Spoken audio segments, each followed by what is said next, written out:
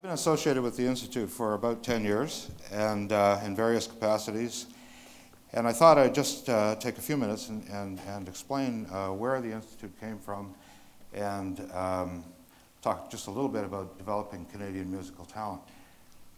26 years ago, a group of Hamiltonians actually, music teachers, musicians, professors, got together and had this thought about how can we develop young talent and get them interested in playing in small groups.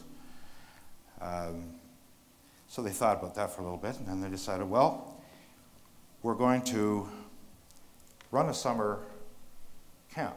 We're going to find the best kids that we can see out there as having potential and talent, and we're going to put them together with the best coaching and professional quartets, mostly, that we can find. And we're going to call it the Southern Ontario Chamber Music Institute. We'll run the summer camp, but this is not, as Rachel said, this is not going to be a serenade for strings. This is going to be boot camp for kids. 6-8 hours a day practicing. So the organization got kicked off about 22 years ago in delivering the product. Obviously, you know, a summer program can't possibly take full credit for the kind of talent you've just seen, the development of the kind of talent you've just seen. But what it does do is it gives kids an opportunity to maybe try something they hadn't thought of when they were thinking about what they're going to do with their violin or their viola or their cello. And the string quartet is a natural agglomeration of those four instruments. I'm not a musician, so I have some quick observations about string quartet playing. First of all, I think it's kind of a high-risk occupation.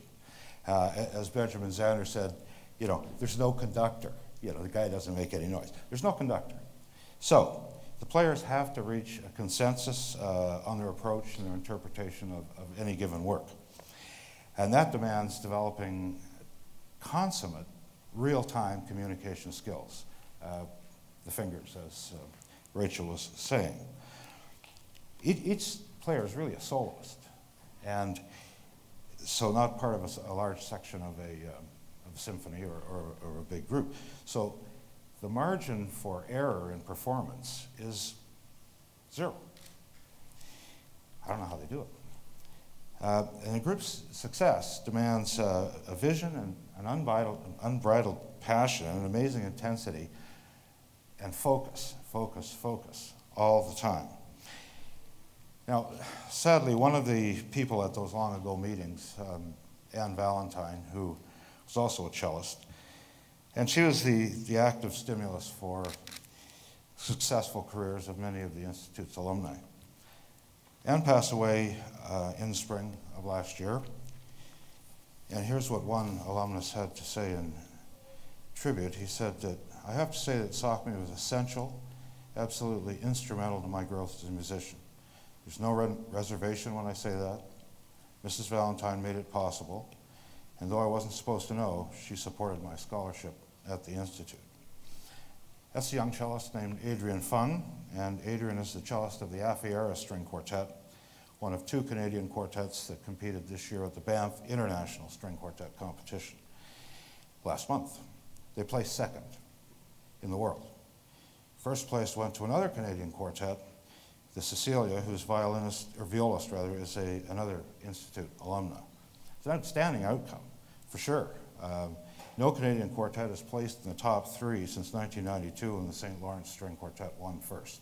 So we're absolutely delighted as associates of the Institute to have two alumni in two winning Canadian quartets. So I'm delighted to be able to tell you that later on in the fall we're going to be announcing the Anne Valentine Scholarship Program, and it's funded through a bequest from her estate, and it's designed to continue to introduce young musicians to the exhilaration and rewards of small group performance. And are we asking the question about, can somebody from Oakville make a difference? There's one of the answers. Thank you.